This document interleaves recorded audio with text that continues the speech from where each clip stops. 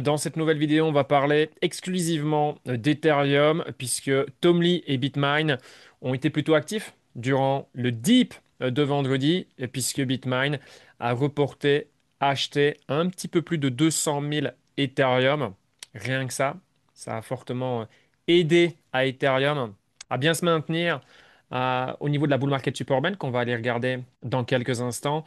Du coup, le website a mis les informations à jour, et comme vous pouvez le voir, Bitmain, grâce à cet achat, possède désormais 2,50% du supply, 2,51 pour être exact. Donc, Bitmain est à la moitié du chemin, à savoir que le but de Bitmain, c'est d'acquérir 5% du supply. Je l'ai déjà dit, hein, la vitesse à laquelle ils accumulent Ethereum, c'est beaucoup plus rapide en comparaison que ce que Michael Saylor faisait à ses débuts avec BTC.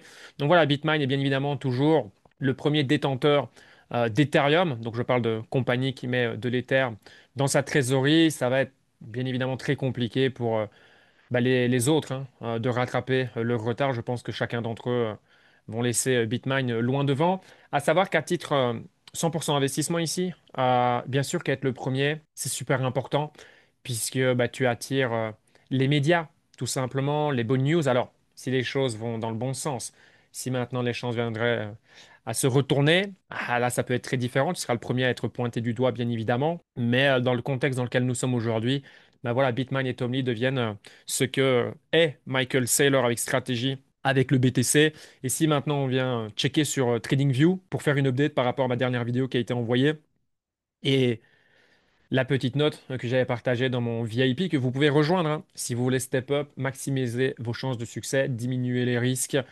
Vous pouvez rejoindre mon VIP, c'est disponible en description. Si vous avez des questions, n'hésitez pas.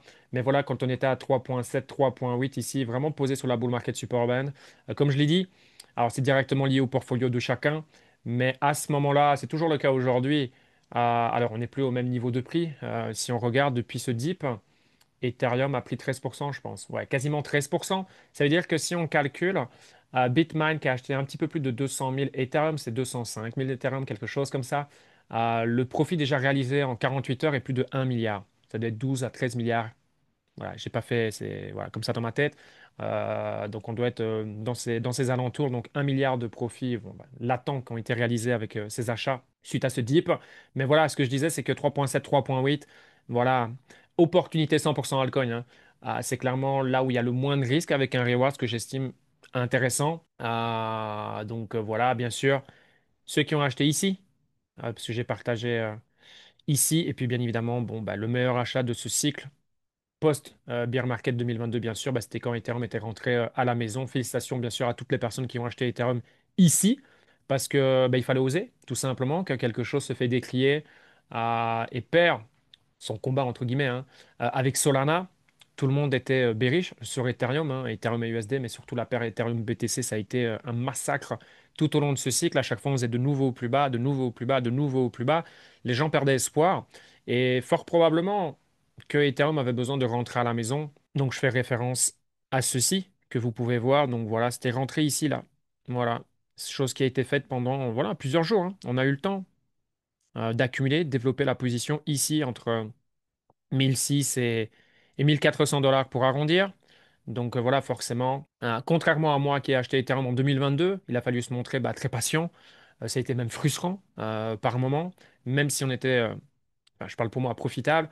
C'était chiant en fait. On espérait davantage d'Ethereum pendant toute cette période de temps, surtout quand on regardait contre BTC. Et puis là, forcément, c'était mieux parce que c'est de la liquidité qui n'a pas été bloquée entre guillemets pendant une longue période de temps. Puisque voilà, personnellement, il n'y a pas eu de prise de profit qui a été réalisée. Mes achats se sont produits ici en 2022. Et ici, en fait, j'ai pas pris de profit en fait. Voilà, ni plus ni moins. Donc j'ai participé à la descente. Et donc voilà, les gens qui ont acheté ici, voilà, forcément. C'est super intéressant, puisqu'ensuite Ethereum a explosé, tout le monde a commencé à parler d'Ethereum, et maintenant la suite, on la connaît tous, hein. Donc voilà, ça c'était le point d'achat idéal. Ici, c'était très intéressant après cette phase de consolidation, et puis cette nouvelle jambe haussière. Et puis ici, forcément, ce qu'il faut comprendre, c'est ce que je disais, le jus restant, il n'est pas du tout le même forcément que quand on avait acheté ici ou ici. Ça, c'est tout à fait normal. Mais par rapport à là où on est encore sur le marché, même si voilà, les probabilités sont vraiment bien de notre côté, encore une fois, c'est ma lecture des choses, bien sûr, hein. Je peux me tromper, mais voilà, ça peut être intéressant. Directement lié encore une fois au portfolio de chacun. C'est certainement pas un achat qui va vous permettre de faire x3, ça j'y crois pas du tout. Mais Ethereum est vraiment dans de bonnes dispositions pour les faire de nouveau au plus haut. Prochainement, bien évidemment, ça sera sous l'influence d'un Bitcoin qui se porte bien, hein, bien évidemment. Mais voilà, si on fait allez, un 18%, on arrive à Ethereum pour la toute première fois de son histoire au-dessus des 5 000 $. Et je pense que c'est à partir de ce moment-là que ça va devenir super intéressant pour les altcoins. Et celle-ci devrait commencer à mieux performer BTC et Ethereum contre l'USD. Alors, c'est pas du jour au lendemain, mais voilà, une fois qu'on break les 5K et qu'on y reste, donc ça, il faudra le voir. Mais je pense qu'avec ce qu'a réalisé Ethereum ces dernières semaines, on augmente les probabilités.